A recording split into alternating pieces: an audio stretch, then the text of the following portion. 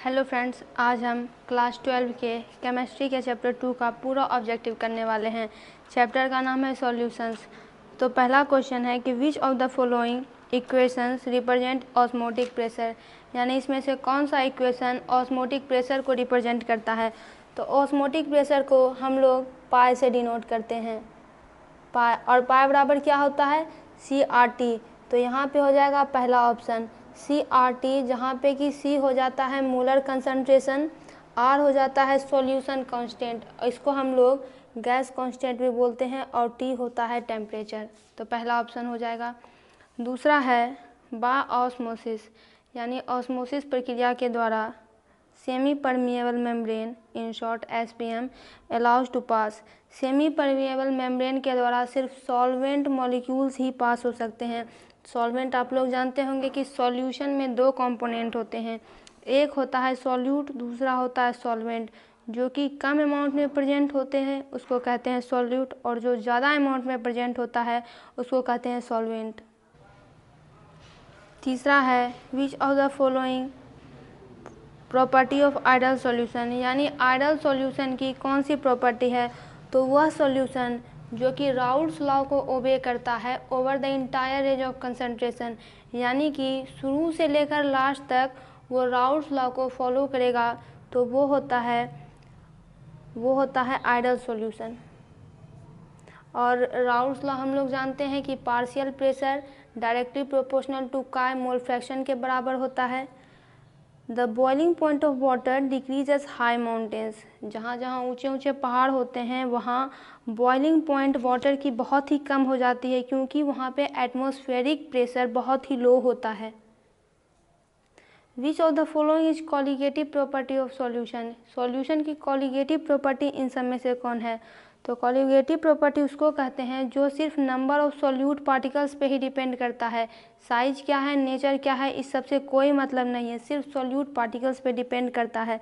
तो यहाँ पे है ऑस्मोटिक प्रेशर। चार ही कॉलिगेटिव प्रॉपर्टी होते हैं, एक होता है relative lowering in vapour pressure, elevation of boiling point, depression in freezing point, और चौथा होता है ऑस्मोटिक प्रेशर। अगला जो है वो है न्यूमेरिकल। क्वेश्चन है कि अगर इफ़ 2 ग्राम ऑफ NaOH, यानी सोडियम हाइड्रोक्साइड, Na है सोडियम का, OH है हाइड्रोक्साइड का, is present in 200 ml of इस solution, its molarity will be. तो यहाँ पे देखिए कहा जा रहा है कि इसको सॉल्व करते हैं।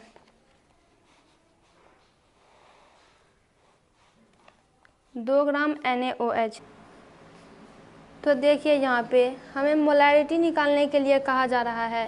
तो मोलैरिटी का फॉर्मूला हम लोग जानते हैं कि M बराबर number of moles of solute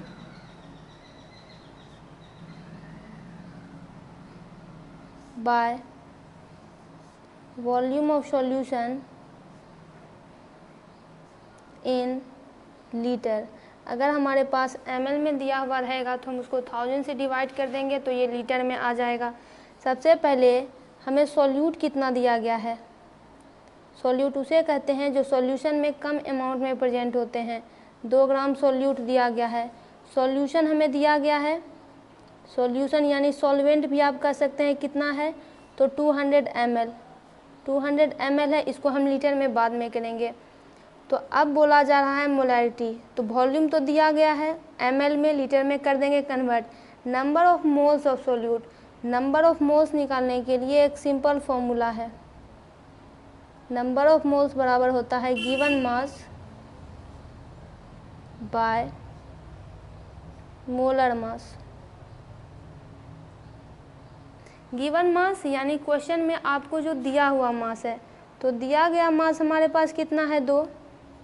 molar mass निकालेंगे हम कैसे, तो NaOH दिया गया है सोडियम हाइड्रोक्साइड, तो Na का क्या हो जाएगा 23, ऑक्सीजन का 16, हाइड्रोजन का 1, 23 + 17 कितना हो जाएगा 7 3 10, 2 1 3 1 4 40, 2/40 सॉल्व करते हैं, 2 1 जा 2, 2 2 जा 4, 0, 1 डिवाइडेड बाई 20, तो हमारे पास कितना आ जाएगा 0.05।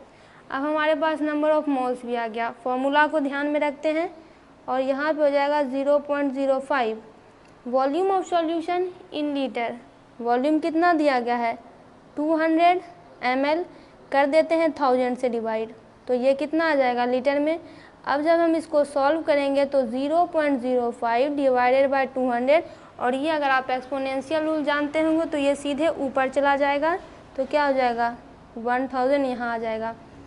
एक काम करते हैं, यहाँ पे इसको उड़ा देते हैं, तो यहाँ पे 2 जीरो और आ जाएगा। डेसिमल के बाद जितने अक्षर जितने डिजिट्स उतने ज़ीरो बैठ जाएंगे। काटते हैं, 00 यहाँ कटा, 00 यहाँ कटा, एक यहाँ भी कटेगा। ये क्या हो जाएगा 5 4 जा 20, तो क्या हो जाएगा हमारे पास 1/4। 1 डिवाइडेड बाय 4 सॉल्व कीजिए, कितना आ जाएगा 0.25 हमारे पास इसका आंसर आ जाएगा। यानी कि 2 ग्राम NaOH अगर 200 ml सॉल्यूशन में प्रेजेंट है तो उसकी मोलैरिटी यानी कि 1 लीटर सॉल्यूशन में, volume of solution in litre, उसमें सॉल्यूट कितना प्रेजेंट है, तो 0.25 सॉल्यूट मौजूद है, नंबर ऑफ मोल्स उसके मौजूद हैं। तो यहाँ है अगला क्वेश्चन कि atmospheric pollution is generally measured in the unit of. Atmospheric pollution की जो मेज़र करते हैं, जब मेज़रमेंट किया जाता है तो किस यूनिट का यूज किया जाता है, हम इसमें ppm का यूज करते हैं, पार्ट्स पर मिलियन। जब बहुत ही छोटी क्वांटिटी हो जाती है, जैसे आपसे कहा जाए पार्ट्स पर मिलियन, अगर कहीं कोई क्वेश्चन में निकालने के लिए तो क्या होता है mass of solute bye mass of solution into 10⁶, यानी जब बहुत ही छोटे चीज़ में हम लोग डील करने जाएंगे तब हमें ppm की, और एक और होता है पार्ट्स पर बिलियन, उसका यूज करते हैं। अगला क्वेश्चन है कि 5% सॉल्यूशन ऑफ केन शुगर का मॉलिक्यूलर वेट हमें दिया गया है 342 is isotonic with 1% solution of substance X। यानी कि केन शुगर का कोई सॉल्यूशन है, उसका 5% वो आइसोटोनिक है। आइसोटोनिक उस सॉल्यूशन को बोलते हैं जिसका ऑस्मोटिक प्रेशर बराबर होता है, और सॉल्यूशन ऑफ सब्सटेंस X से हमें दिया गया नहीं है कौन सा सब्सटेंस है, और उस X सब्सटेंस का हमको मॉलिक्यूलर वेट निकालना है। तो चलिए इसको निकालते हैं, इसको सॉल्व, पहले इसको दिया गया जो भी है उसको लिख लेते हैं। देखिए 5% केन शुगर आइसोटोनिक है। 5% सॉल्यूशन का मतलब है कि 5 ग्राम ऑफ सॉल्यूट। यहाँ पे देखिए बात हो रही है ऑस्मोटिक प्रेशर की। जब भी हम ऑस्मोटिक प्रेशर में डील करते हैं तो इसकी यूनिट हो जाती है m/v, यानी मास जो होगा वो सॉल्यूट का होगा, और अगर सॉल्वेंट को या सॉल्यूशन को कैलकुलेट करेंगे तो उसको वॉल्यूम में करेंगे। 5% का मतलब है कि 5 ग्राम सॉल्यूट 100 ml सॉल्यूशन में मौजूद है, ठीक है। तो वेट ऑफ 1, हमारे पास वेट सॉल्यूट कितना दिया गया है 5 ग्राम, और उसका मॉलिक्यूलर वेट हमें दिया गया है कितना 342, और अगर वॉल्यूम की बात करें तो वॉल्यूम 100 ml दिया गया है। इसको 1000 से डिवाइड करेंगे तो कितना हो जाएगा 0.1 लीटर। इतना इन्फॉर्मेशन हमें इधर से मिल गया। दूसरे तरफ आते हैं, 1% सॉल्यूशन, बात वही है कि एक ग्राम ऑफ सॉल्यूट जो है, वेट ऑफ सॉल्यूट अगर निकाले तो 1 ग्राम सॉल्यूट मौजूद है 100 ml ऑफ सॉल्यूशन में, और मॉलिक्यूलर वेट यहाँ पे x लिख देते हैं, दिया हुआ नहीं है। और अगर वॉल्यूम की बात करें भी 1 ही मान लेते हैं, तो इसका वॉल्यूम भी क्या हो जाएगा 100 ml, डिवाइड कर देंगे तो कितना हो जाएगा 0.1 लीटर। अब चूँकि दोनों सॉल्यूशन आइसोटोनिक है, यानी ऑस्मोटिक प्रेशर इनका बराबर है, तो पाई बराबर क्या होता है CRT, दोनों का पाई बराबर है, तो इसको ऐसे मान लेते हैं C1RT C2RT। कंसंट्रेशन निकालेंगे तो R क्या होता है गैस कांस्टेंट, इसको हटा देते हैं, बराबर ही हो जाएगा दोनों में। टेम्परेचर दिया गया नहीं है, इसको भी हटा देंगे, तो हमारे पास बच गया है C। तो यहाँ पे क्या हो जाएगा W1 bye molecular weight of 1 into B1, और यहाँ पे क्या हो जाएगा, यहाँ पे W2 मान लीजिए बाय मॉलिक्यूलर वेट दिया गया नहीं है, और वॉल्यूम देखिए, तो वॉल्यूम देखिए यहाँ पर दोनों बराबर ही हैं, तो वॉल्यूम को भी हम लोग देंगे काट। तो मॉलिक्यूलर वेट ऑफ 1 बताइए कितना है 5 ग्राम, वेट ऑफ सॉल्यूट कितना है, तो 5 ग्राम दिया हुआ है, मॉलिकुलर वेट केन शुगर का 342 गिवन है, इसको निकालना हमको है नहीं, और W2 1 यहाँ पे दिया गया है, और Mx हमको निकालना है। अब हम यहाँ से इतनी आसानी से मॉलिकुलर वेट निकाल सकते हैं। तो देखिए क्रॉस मल्टीप्लिकेशन कीजिए, तो इसका मल्टीप्लिकेशन इसके साथ, इसका मल्टीप्लिकेशन इसके साथ, molecular weight of x into 5 हो जाएगा और 1 इंटू 342 हो जाएगा। तो Mx यहाँ पे लिखते हैं, और जो आप जानते होंगे इक्वेशन में, यहाँ ये मल्टीप्लिकेशन में है, जब हम इसको साइड चेंज करेंगे तो ये क्या हो जाएगा, डिवीज़न में आ जाएगा। तो ये क्या हो जाएगा 342 डिवाइडेड बाय 5। इसको जब आप सॉल्व करेंगे 342 डिवाइडेड बाय 5 तो ये क्या हो जाएगा 68.4, यानी कि मॉलिकुलर वेट ऑफ जो सब्सटेंस है कितना हो जाएगा 68.4। आते हैं हम लोग तीसरे क्वेश्चन पे। तीसरा क्वेश्चन है, ये भी न्यूमेरिकल है कि 234.2 gram of sugar syrup contains 34.2 gram of sugar, what is the molar concentration of the solution. अब हमारे पास जो सॉल्यूशन है उसमें हमको देखना है कि क्या सॉल्यूट है क्या सॉल्वेंट है। तो देखिए इतना ग्राम जो है वो शुगर सिरप है, इतना ग्राम शुगर सिरप है, वो कंटेन करता है इतना ग्राम ऑफ शुगर। तो शुगर क्या है, शुगर सॉल्यूट है जो कि स्मॉलर अमाउंट में प्रेजेंट है। तो ये कितना है 34.2। लेकिन देखने वाली बात यह है कि इस सॉल्यूशन में ये सॉल्यूट मिला हुआ है, यानी कि अब जब हमको सॉल्वेंट निकालना है तो हमको इसमें से इसमें माइनस करना पड़ेगा। टोटल में से, टोटल सॉल्यूशन में जब हम सॉल्यूट को निकाल देंगे तो क्या हमारे पास बचेगा, सॉल्वेंट बचेगा। तो हम सॉल्वेंट भी निकालते हैं यहाँ पे। तो देखिए क्या हो जाएगा सॉल्वेंट 234.2, अब माइनस करें 34.2 तो कितना बचेगा 0.002। तो हमारे पास कितना यहाँ पे सॉल्वेंट बच जाएगा 200। और यहाँ पे क्या कर रहा है, मोलर कह रहा है, मोलैलिटी यानी number of moles of solute bye mass of solvent in KG. तो यहाँ पे चूँकि हमारे पास ग्राम दिया गया है तो हम ग्राम ही लिखेंगे, और बाद में हम इसको कन्वर्ट कर देंगे केजी में, यानी सॉल्यूट 34.2 ग्राम है और हमारे पास सॉल्वेंट कितना हो जाएगा, सॉल्वेंट हमारे पास हो जाएगा 200 ग्राम। मोलर कंसंट्रेशन, तो सबसे पहले हम मोलैलिटी का फॉर्मूला लिख देते हैं, number of moles of solute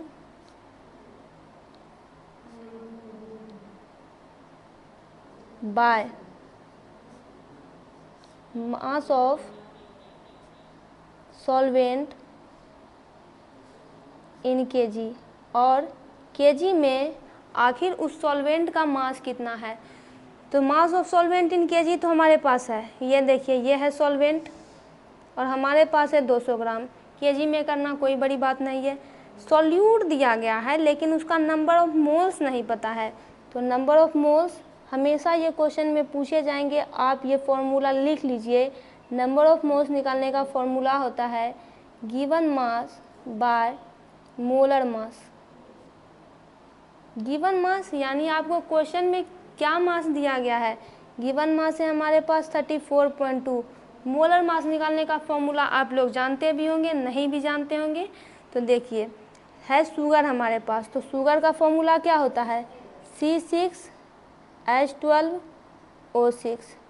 तो ये कितना हो जाएगा, कार्बन का होता है 12 गुना 6 प्लस 1 इंटू 12 प्लस 16 इंटू 6, 12 छक्की क्या हो जाएगा 72 प्लस 12 प्लस 6 6 जा 36, 6 1 जा 6 7 8 9। तो अगर हम इसको जोड़ें तो क्या हो जाएगा 72 प्लस 12 प्लस 96। यहाँ पे कुछ शुगर नहीं दोस्तों, ये फॉर्मूला हो जाता है ग्लूकोज का, शुगर का फॉर्मूला ये नहीं है। अगर हमें शुगर का फॉर्मूला देखना है तो वो हो जाता है C12H22O11। तो अगर हम इसको सॉल्व करें तो ये हो जाएगा 12 इंटू 12 प्लस हाइड्रोजन का 1 इंटू 22 प्लस ऑक्सीजन का 16 इंटू 11, 12 गुना 12 144 प्लस 22 और 16 इंटू 11 करें तो हो जाएगा 176। 176 प्लस 22 प्लस 144, तो ये कितना हो जाएगा 342 टोटल। यानी गिवन मास में मोलर मास हो जाएगा, मोलर मास ऑफ शुगर 342। अब 34.2 को हम डिवाइड करेंगे 342 से, तो ये हो जाएगा 0.1, यानी नंबर ऑफ मोल्स हमारे पास आ गया है 0.1। कुछ नहीं करना है, इस फॉर्मूला पे पेस्ट कर देना है। तो ये हो जाएगा 0.1 divided by mass of solvent in kg. Mass of solvent कितना है 200 ग्राम है, डिवाइड कर देते हैं 1000 से, आ जाएगा केजी में।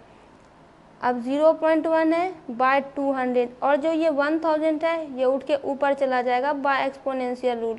1000 हो गया, और यहाँ पे जो है 1 0, इसको हम नीचे लेके आ जाते हैं और अब कट कर देते हैं। तो क्या हो जाएगा 0 0 कैंसिल, 0 0 कैंसिल, 0 0 कैंसिल, 1 1 जा 1, 1 डिवाइडेड बाय 2, 1 डिवाइडेड बाय 2 कितना आ जाएगा हमारे पास आंसर 0.5। 0.5 मोलल, या फिर आप m लिख सकते हैं, या number of moles of solute by KG लिख सकते हैं। m मोलल शॉर्ट में ऐसे भी आप लिख सकते हैं। तो इसका आंसर हो जाएगा ये। तो यहाँ पे देखते हैं आंसर, तो आंसर हो जाएगा B 0.5। आगे बढ़ते हैं। Example of colligative property of solution. Colligative property वो प्रॉपर्टी होती है जो कि सिर्फ और सिर्फ नंबर ऑफ सॉल्यूट पार्टिकल्स पे ही डिपेंड करती है। सॉल्यूट पार्टिकल्स वो होता है जो कि किसी भी सॉल्यूशन में कम अमाउंट में प्रेजेंट होती है। तो ये क्या हो जाएगा elevation of boiling point denote किससे करते हैं डेल्टा टीबी से। इसका और भी आगे फॉर्मूला होता है। आगे बढ़ते हैं। Atomic mass is equal to, atomic mass class 9th में ही पढ़ना था। एटॉमिक मास बराबर होता है sum of the number of proton and neutron. तो कहाँ है ये sum of number of neutron and proton of an atom. Proton positively charge होते हैं। Tyndall effect is observed in, Tyndall effect किस में ऑब्जर्व किया जाता है आप लोग जानते होंगे टिंडल इफेक्ट की।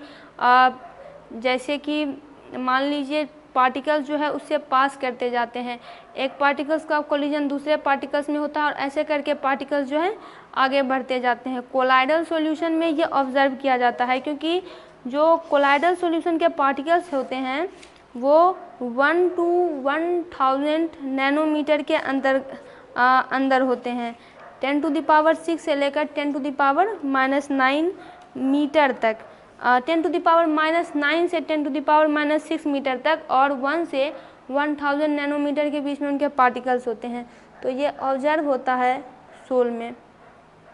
अब देखिए क्वेश्चन नंबर 13 हमारे पास आ गया है। ये भी एक न्यूमेरिकल है कि in comparison to 0.01 m solution of glucose, m capital M दिया गया है जिसका मतलब है मोलैरिटी, यानी number of moles of solute divided by volume of solution in litre. Glucose है तो depression in freezing point of ethanol solution is, यानी अगर इन दोनों की तुलना करें तो 0.01 m MgCl2 मैग्नीशियम क्लोराइड का कितना फ्रीजिंग पॉइंट होगा इसके मुकाबले। तो इसको सॉल्व करते हैं।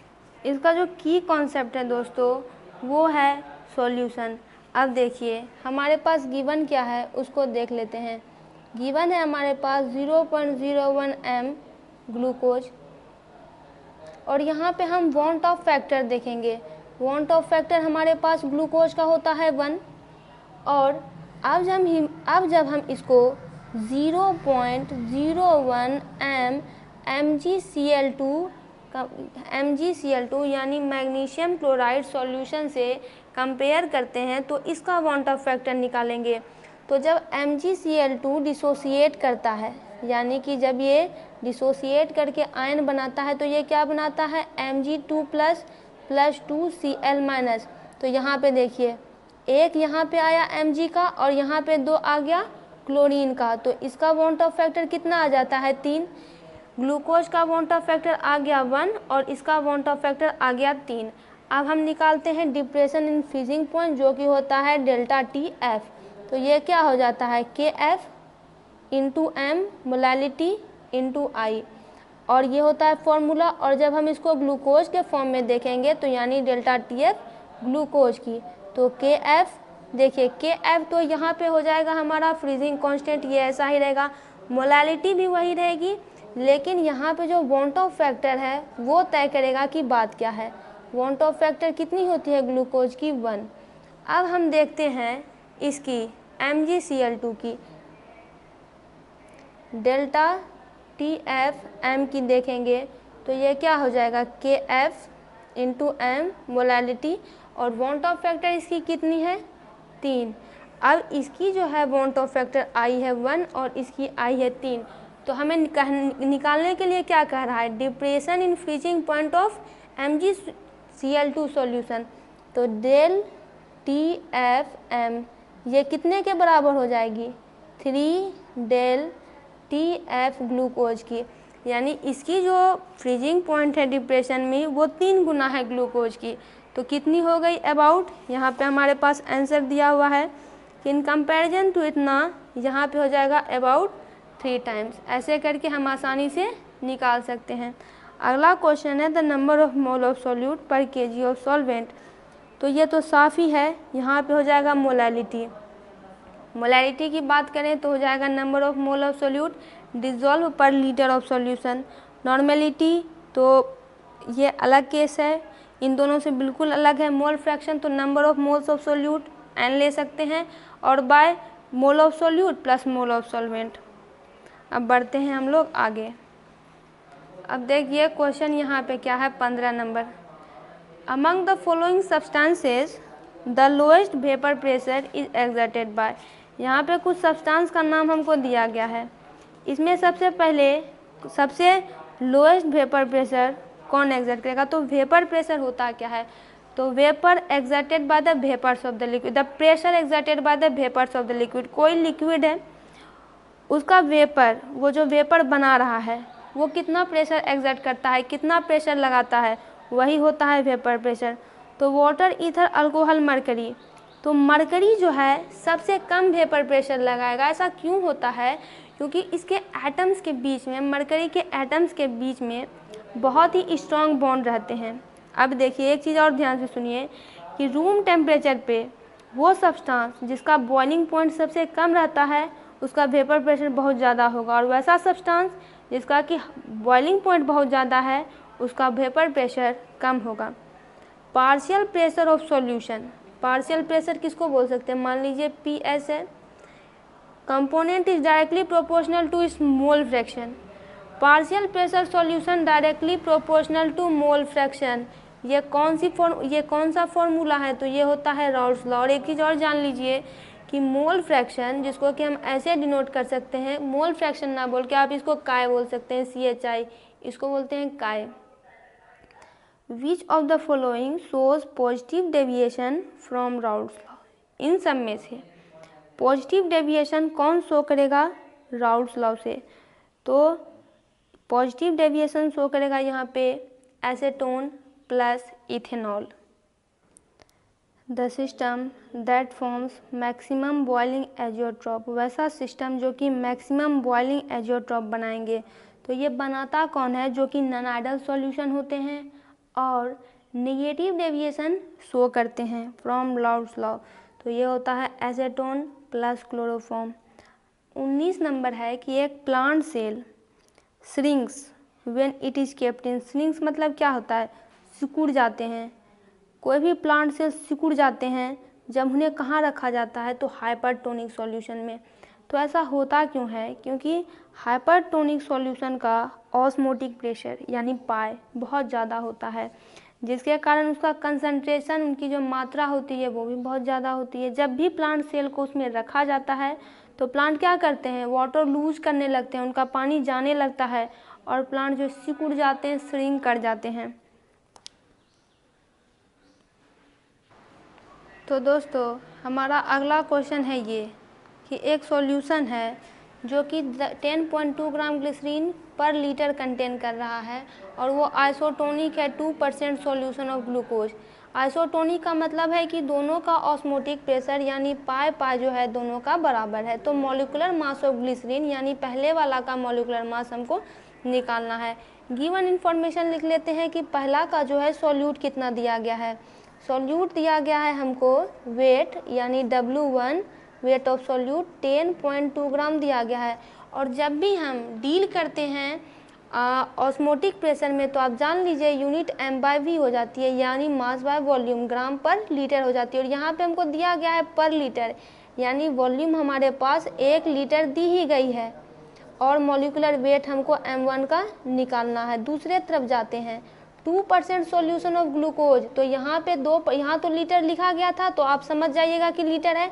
2% सॉल्यूशन ऑफ ग्लूकोज का मतलब है कि वेट जो है सॉल्यूट का वो तो 2 ग्राम है, लेकिन वो मौजूद है कितने में, 100 ml में, 100 ml में मौजूद है। और इसको 1000 से जब डिवाइड करेंगे तो ये 0.1 लीटर हो जाएगा। और मॉलिक्यूलर वेट हमें ग्लूकोज का निकालना पड़ेगा, तो ये क्या हो जाएगा, ग्लूकोज का फॉर्मूला C6H12O6। सॉल्व करते हैं, क्या हो जाएगा 12 गुना 6 प्लस 1 गुना 12 प्लस 16 गुना 6, 12 6 72 प्लस 12 प्लस 6 6 जा 36 96। जब आप तीनों को जोड़ेंगे तो कितना हो जाएगा 9, ये टोटल हो जाएगा 6 0 9 1 10 10 और 17 1 18 180 हो जाएगा हम लोग के पास। अब देखिए क्योंकि हमारे पास पाई बराबर है तो पाई बराबर क्या होता है CRT, तो दोनों को सॉल्व करते हैं। Concentration C1 into R into T बराबर C2 into R into T, ठीक है। R तो बराबर हो जाएगा गैस कांस्टेंट रहेगा, टेम्परेचर दिया हुआ नहीं है, टेम्परेचर को भी छोड़ देंगे। और C1 को देखते हैं क्या हो जाएगा W1 bye M1 into V1, ये क्या हो जाएगा W2 bye M2 into V2। W1 कितना दिया हुआ है हमारे पास 10.2 ग्राम, M1 निकालना है, ग्लिसरीन का मॉलिक्यूलर मास निकालना है हमको, V1 दिया हुआ है 1, कुछ नहीं करना है। W2 कितना है 2 ग्राम, M2 कितना है 180 और V2 हमारे पास दिया गया है, V2 लिख लेते हैं 0.1 लीटर। अब हम इसको कर देंगे सॉल्व, क्रॉस मल्टीप्लिकेशन करते हैं, इसका इससे इसका इससे, तो क्या हो जाएगा M1 into 2 equal to 10.2 into 180 into 0.1, तो इसको कर देंगे हम 10.2 इंटू 180 इंटू 0.1, ये यहाँ मल्टीप्लिकेशन में है, नीचे जाएगा तो डिवीजन में हो जाएगा।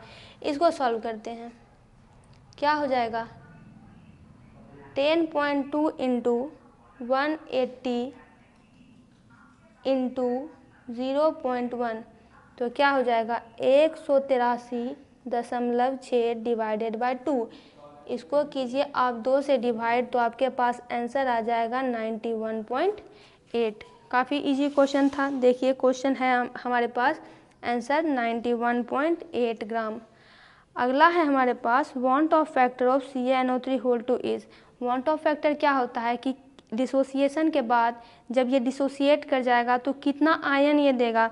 तो अगर बात करें CaNO3 होल टू की, देखिए CaNO3 होल टू तो कितना आयन देगा, एक तो ये कैल्शियम है तो Ca2 प्लस प्लस, यहाँ पे हो जाएगा 2NO3 माइनस, यानी कि ये कैल्शियम का तो 1 दे रहा है यहाँ पे आयन और नाइट्रेट का 2 दे रहा है, यहाँ पे 1 हो जाएगा और यहाँ पे 2 हो जाएगा।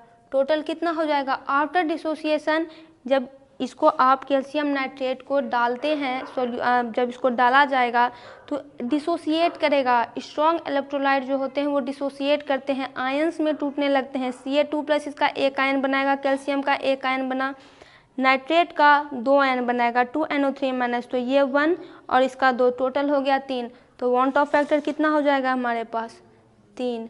अब जाते हैं अगला question. Osmotic pressure of solution can be increase by. Osmotic pressure क्या है, कॉलिगेटिव प्रॉपर्टी है। कॉलिगेटिव प्रॉपर्टी किस पे डिपेंड करती है, तो totally number of solute particles पे। कैसे बढ़ाएंगे, तो कैसे बढ़ाएंगे, अगर नंबर ऑफ सॉल्यूट मॉलिक्यूल्स को बढ़ा दें, क्योंकि सिर्फ और सिर्फ इसी पे डिपेंड करती है, किसी चीज़ पे डिपेंड नहीं करती है, ना साइज पे ना नेचर पे।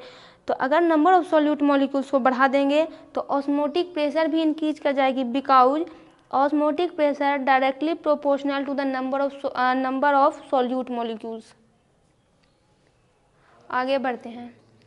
Sprinkling of salt helps in clearing the snow covered road in hills. This phenomenon involve is the process is, यानी कि हिल्स में जो बर्फ़ वाली जगह होती है उस पर बर्फ़ गिरती रहती है, तो वहाँ पे सॉल्ट को छिड़क दिया जाता है, चारों तरफ छिड़क दिया जाता है, और इससे क्या होता है, बड़ी ही आसानी होती है। स्नो कवर जो रोड होते हैं, नमक छिड़कने पर आसानी से स्नो हटने लगते हैं। इस फेनोमेनॉन में कौन सा प्रोसेस इन्वॉल्व होता है?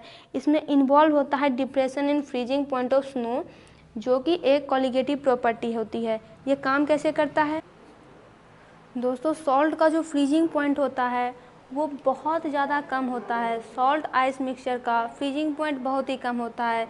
जैसे मान लीजिए कि कोई NaCl है और आइस है, उसका freezing point -21 degree Celsius, -21 degree Celsius से भी कम होता है। और अगर CaCl2 की बात करें तो उसका मिक्सचर तो है, उसका आइस मिक्सचर का -55 डिग्री सेल्सियस से भी कम हो जाता है इसका टेम्परेचर, इसका फ्रीजिंग पॉइंट इतना हो जाता है। तो मान लीजिए कि ये तो बहुत ज़्यादा टेम्परेचर कम हो गया यहाँ पे इसका फ्रीजिंग पॉइंट, और सराउंडिंग का टेम्परेचर जब भी होगा मान लीजिए तो इससे ज़्यादा ही होगा। तो जब तक सराउंडिंग का टेम्परेचर इसके बराबर नहीं होगा तब तक तो ये गलते रहेगा, तब तक ये काम करते रहेगा और आइस वहाँ पे गलती रहेगी। सराउंडिंग के टेम्परेचर, इसका टेम्परेचर हमेशा कम रहेगा सराउंडिंग से, तो सराउंडिंग का टेम्परेचर जब तक इसके पास पहुँचेगा तब तक पहुँचते तब तक तो सारी आइस मेल्ट कर जाएगी सड़क पर की जहाँ पे भी ये पड़ी हुई होगी। अब यहाँ पे देखिए अगला क्वेश्चन है कि which aqueous solution has the minimum freezing point. यहाँ पे कुछ एक्वस सॉल्यूशन दिए गए हैं और पूछा जा रहा है कि सबसे कम फ्रीजिंग पॉइंट किसका होगा। तो पहला है हमारे पास 0.01 m NaCl। तो देखिए इसको सॉल्व करते हैं। इसको सॉल्व करने का एक सीधा तरीका है कि अगर ΔTF यानी freezing point has the minimum freezing point, सबसे कम फ्रीजिंग पॉइंट किसका है, तो इसको आइडेंटिफाई करने के लिए हम एक फार्मूला लगाते हैं ΔTF का। ΔTF क्या होता है? Depression in freezing point. इसकी वैल्यू जितनी ज़्यादा होगी फ्रीजिंग पॉइंट उतना कम होगा, यानी डिप्रेशन इन फ्रीजिंग पॉइंट जितना ज़्यादा होगा इसकी वैल्यू जितनी ज़्यादा होगी उतना कम फ्रीजिंग पॉइंट होगा। तो हम इसको निकालते हैं। ΔTF का फॉर्मूला हमारे पास होता है KF, क्रायोस्कोपिक कांस्टेंट जो कि होता है, और M हमारे पास दिया गया है, यहाँ पे M है M × I। अब देखिए KF तो कांस्टेंट है, इसको हम रहने देते हैं। ΔTF KF कांस्टेंट अगर हम निकालें भी तो यहाँ पे हो जाएगा इसका 1.86 × M दिया हुआ है 0.01, और वांट ऑफ फैक्टर NaCl का क्या हो जाता है 2, क्योंकि जब ये डिसोसिएट होगी तो ये क्या बना देती है Na+ एक आयन बन गया, Cl- एक आयन बन गया, तो कुल मिला के कितना हो जाएगा 2। इसको अगर सॉल्व किया जाए तो ये क्या बना देगा 0.372। और ये जो होता है अगर आप बाकी के निकालें, 3 ऑप्शन और है, अगर आप बाकी के निकालें तो उसमें ये सबसे ज़्यादा है। इसका मतलब है कि फ्रीजिंग पॉइंट यानी ΔTF ज़्यादा है, तो मतलब क्या है कि फ्रीजिंग पॉइंट उतना ही कम होगा। तो ये ही है करेक्ट ऑप्शन। लेकिन अगर आप दूसरा भी करना चाहते हैं तो देखिए दूसरा हमारे पास क्या है, दूसरा है हमारे पास 0.05 m C2H5OH, 0.005 m C2H5OH। Same formula लगाएंगे ΔTF KF × M × I, cryoscopic constant उतना ही रहेगा 1.86, और हमारे पास M 0.005 दिया गया है, और IC2H5OH का कितना होता है तो 1, वांट ऑफ फैक्टर। सॉल्व करते हैं तो क्या हो जाएगा ΔTF बराबर 0.0093। तो ये जो है मैक्सिमम नहीं है, बाकी जो 2 वैल्यू है उसको आप खुद से कैलकुलेट कीजिएगा। फिर भी डेल TF की वैल्यू NaCl के केस में काफ़ी ज़्यादा आएगी, तो इसका ऑप्शन ए हमारा हो जाएगा सही कि 0.010 m NaCl का सबसे ज़्यादा मिनिमम फ्रीजिंग पॉइंट होगा। हम आगे बढ़ते हैं, अगला क्वेश्चन देखते हैं। अगला क्वेश्चन है कि what will be the degree of dissociation of 0.1 m MgNO3 solution if want Hoff factor is van't Hoff factor हमें दिया गया है, तो डिग्री ऑफ डिसोसिएशन यानी अल्फ़ा कितना होगा। तो सबसे पहले इसको हम डिसोसिएट अगर करेंगे MgNO3 को, तो ये क्या बनाएगा Mg2 plus Mg2 plus 2NO3 minus, तो यहाँ पे n हमारे पास कितना हो जाएगा, यहाँ का 1 यहाँ का 2, तो ये हो जाएगा n हमारे पास 3। अब हम I जब निकालते हैं तो I हमारे पास होती है 1 प्लस n-1 इंटू अल्फ़ा, तो ये कितना हो जाएगा हमारे पास I वांट ऑफ फैक्टर दिया हुआ है 2.74 और यहाँ हो जाएगा 1 प्लस n की वैल्यू आ गई है 3 और ये कितना है अल्फ़ा, तो 2.74 इक्वल टू 1 प्लस 3 नहीं हो जाएगा 3 माइनस 1, तो यहाँ पे हो जाएगा 2 अल्फ़ा। तो अगर 2 अल्फ़ा को हम इधर लेके आ जाए तो ये हो जाएगा 2.74 माइनस 1, तो ये कितना हो जाएगा 1.74, तो अल्फ़ा बराबर हो जाएगा 1.74 बाई 2 और इसको अगर सॉल्व किया जाए तो ये हो जाएगा 0.87 या फिर आप कहें तो 87% या फिर 87/100, तो ये उसका हो जाएगा वांट ऑफ, तो ये उसका हो जाएगा डिग्री ऑफ डिसोसिएशन 87%। अगला क्वेश्चन है कि विच of the following unit is useful in relating concentration of solution with vapour pressure. Vapour pressure को जब हम रिलेट करते हैं तो किस यूनिट से करते हैं, तो वहाँ पे मोल फ्रैक्शन का यूज होता है। अगर पार्शियल प्रेशर भी देखें PA तो क्या हो जाता है, काय की वैल्यू आती है, मोल फ्रैक्शन आती है काय x। यहाँ है एट इक्विलिब्रियम यानी संतुलन पर, इक्विलिब्रियम पहुँच जाने पर rate of dissociation of solid solute in volatile liquid solvent is, solute है सॉलिड सॉल्यूट है और जो लिक्विड है वो वोलेटाइल है और सॉल्वेंट है, क्या हो जाता है बराबर हो जाता है। जब भी इक्विलिब्रियम पे रहता है तो रेट ऑफ डिसोसिएशन यानी डिसोसिएट कर रहा है, किसी चीज़ को डालने टूट रहा है वो, और रेट ऑफ क्रिस्टलाइजेशन दोनों बराबर रहते हैं इक्विलिब्रियम पे। pH ऑफ ह्यूमन ब्लड का pH होता है 7.4। Low concentration of oxygen in the blood and tissue of people living at high altitude, जो लोग कि हाई एल्टीट्यूड पे रहते हैं उनके खून में क्या होता है, ऑक्सीजन की बहुत ज़्यादा कमी होती है, उनके टिश्यू में ऑक्सीजन की कमी हो जाती है। क्यों, क्योंकि वहाँ पे एटमॉस्फेरिक प्रेशर रहता है कम, जिसके कारण उन्हें बीमारी भी हो जाती है, एक प्रकार की बीमारी होती है एनॉक्सिया। प्योर वाटर का pH होता है 7। अब बढ़ते हैं आगे। Which of the following aqueous solution should have the highest boiling point, इन सब सॉल्यूशन में से हाईएस्ट बॉइलिंग पॉइंट कितना हो जाएगा। तो देखिए दोस्तों, greater the value of want Hoff factor यानी I की वैल्यू जितना ज़्यादा होगी एलिवेशन इन बॉइलिंग पॉइंट उतना ज़्यादा होगा, और इस तरह से उसकी जो बॉइलिंग पॉइंट होगी वो भी हाई होगी। अगर आप NaOH की बात करें तो ये जब ये डिसोसिएट होगा तो क्या बनाएगा Na+OH-, इसका वांट ऑफ फैक्टर हो जाएगा 2। Na2SO4 की बात करें, सब तो 1m ही दिया हुआ है तो इसका हो जाएगा 3। NH4NO3 की बात करें तो इसका हो जाएगा 2 और इसका भी हो जाएगा 2। तो सबसे ज़्यादा वांट ऑफ फैक्टर I किसका निकला, यानी डिसोसिएट होने पर सबसे ज़्यादा आयंस किसने बनाए, तो Na2SO4 ने बनाए, तो इसकी बॉइलिंग पॉइंट जो होगी वो सबसे ज़्यादा होगी। Solution which boil at constant temperature, वैसा सॉल्यूशन जो कि कांस्टेंट टेम्परेचर पे बॉयल करता है विद, और उसके कंप्रेशन में कोई चेंज नहीं होता है। एक बात और भी होती है कि आप उस फ्रैक्शनल डिस्टिलेशन मेथड से उसको सेपरेट भी नहीं कर सकते, अलग भी नहीं कर सकते, आइसोट्रोपिक मिक्सचर होता है। Which is not affected by temperature, देखिए दोस्तों टेम्परेचर से कौन अफेक्ट नहीं करेगा, वही अफेक्ट नहीं करेगा जिसमें वॉल्यूम इन्वॉल्व नहीं होगा। वॉल्यूम जो है जो फंक्शन ऑफ टेम्परेचर, जहाँ भी वॉल्यूम है वहाँ पे टेम्परेचर अफेक्ट करेगा ही। तो देखिए नॉर्मेलिटी में हमको वॉल्यूम का काम पड़ता है, मोलैरिटी में number of moles of solute dissolve पर लीटर ऑफ सॉल्यूशन। तो क्या हो जाता है, वॉल्यूम ऑफ सॉल्यूशन ही पूछा जाता है। वॉल्यूम जहाँ रहेगा टेम्परेचर उसको अफेक्ट करेगा ही, फॉर्मेलिटी में भी टेम्परेचर अफेक्ट करेगा, लेकिन मोलैलिटी में क्या होता है कि number of mole of solute by mass of solvent in kg, mass होती है वहाँ पे, तो ये टेम्परेचर से अफेक्टेड नहीं होता है। वैल्यू ऑफ हेनरी कांस्टेंट के एच क्या होता है, हेनरी कांस्टेंट होता है। क्या होगा, जैसे जैसे टेम्परेचर बढ़ाएंगे इसकी वैल्यू बढ़ेगी, क्योंकि ये टेम्परेचर के डायरेक्टली प्रोपोर्शनल आप कह सकते हैं।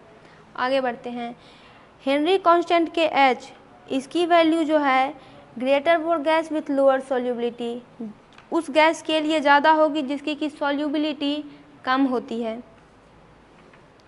अब 36 नंबर पे आते हैं कि एक सॉल्यूशन है, उसका ऑस्मोटिक प्रेशर हमको दिया गया है 0.082 m, ठीक है, ATM 300 केल्विन पर, केल्विन है यहाँ पे, मतलब ये टेम्परेचर है।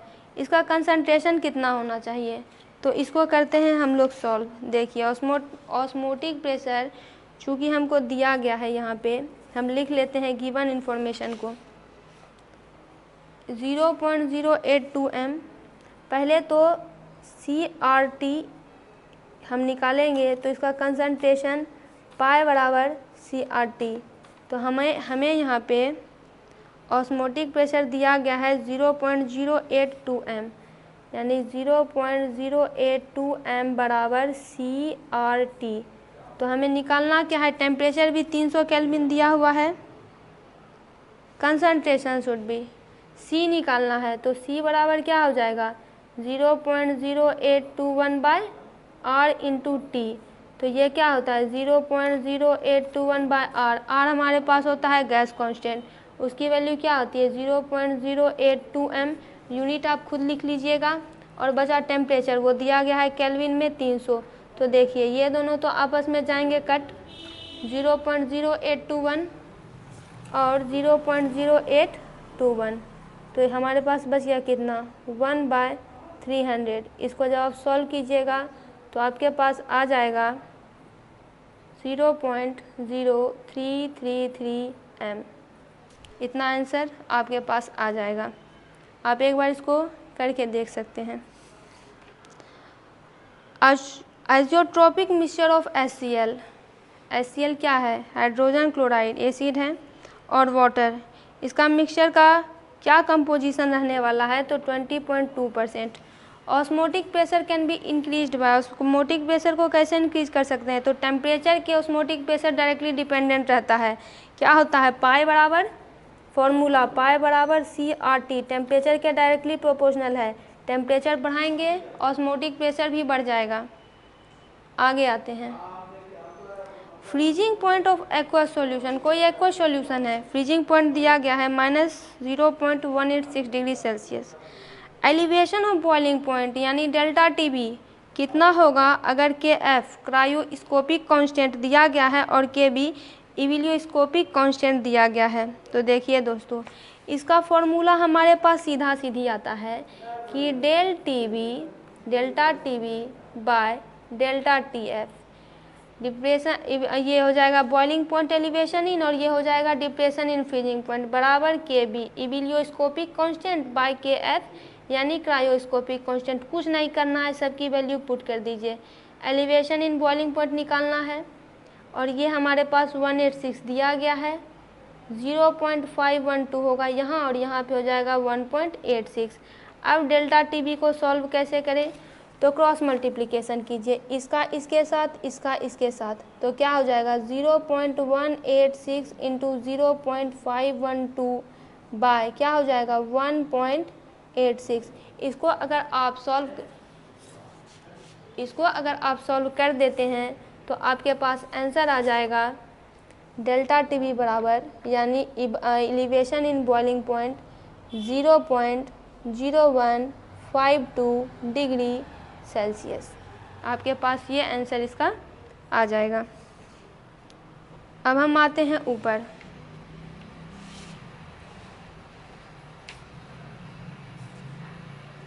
विच of the following is not colligative property of solution, इसमें से देखिए 4 ही कॉलिगेटिव प्रॉपर्टी है। Colligative property that depends on the number of solute particles, depression in freezing point, elevation boiling point, relative lowering of vapour pressure. In short आप इसको RLVP भी बोल सकते हैं। तो ऑप्टिकल एक्टिविटी कोई भी कॉलिगेटिव प्रॉपर्टी नहीं है। चौथा कॉलिगेटिव प्रॉपर्टी क्या होता है? Osmotic pressure.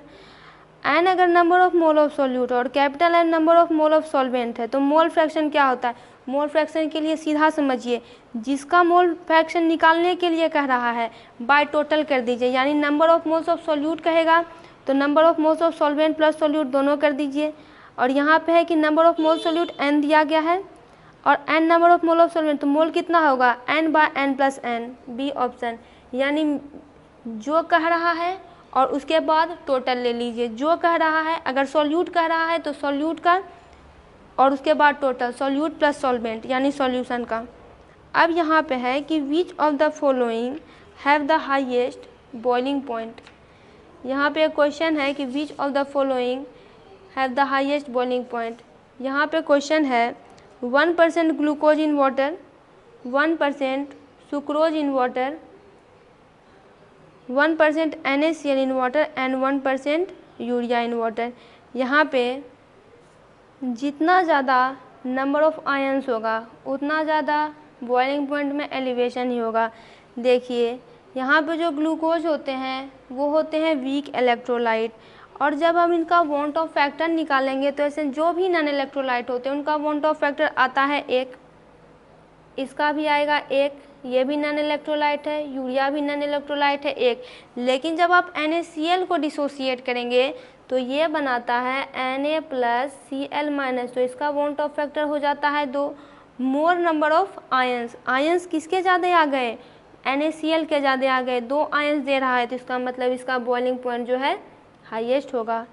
Which of the following is not an ideal solution. Ideal solution इनमें से कौन नहीं है? तो आइडल सॉल्यूशन वो नहीं होता है जो कि राउल्ट्स लॉ को ओबे नहीं करता है over the entire range of concentration, यानी शुरू से लेकर लास्ट तक राउल्ट्स लॉ को फॉलो नहीं करेगा। राउल्ट्स लॉ क्या है? तो partial pressure directly proportional to mole fraction, तो ये हो जाता है क्लोरोफॉर्म प्लस एसीटोन। अब आते हैं 44 नंबर पर कि 18 ग्राम ग्लूकोज 1000 ग्राम सॉल्वेंट में है, तो सॉल्यूशन को क्या कह सकते हैं? तो आपको डिफिनेशन याद होगा कि जब भी हम मोलैलिटी की बात करते हैं तो number of mole of solute bye volume of solvent या सॉल्यूशन इन केजी मास में बात करते हैं। तो यहाँ पे सॉल्वेंट कितना है? 1000 ग्राम है, यानी केजी में बात हो रही है, और ये कितना है? 18 ग्राम है, तो सॉल्यूशन जो है 0.1 मोलल है। इसको सबसे पहले कहेंगे मोलल, मोलैलिटी की बात हो रही है। मोलल तो यहाँ पे ये होगा ही, लेकिन हम इसको करेंगे सॉल्व करने के बाद ही हमें पता चलेगा कि ये 0.1 है। तो देखिए 18 ग्राम ग्लूकोज है और 1000 ग्राम में डिज़ोल्व है। 18 ग्राम ग्लूकोज है और 1000 ग्राम में ये डिज़ोल्व है। 1 kg बराबर 1000 ग्राम होता है। तो यहाँ पे देखिए number of moles of solute निकालते हैं। Number of moles of solute किसके बराबर हो जाएगा? Given mass by molar mass के बराबर।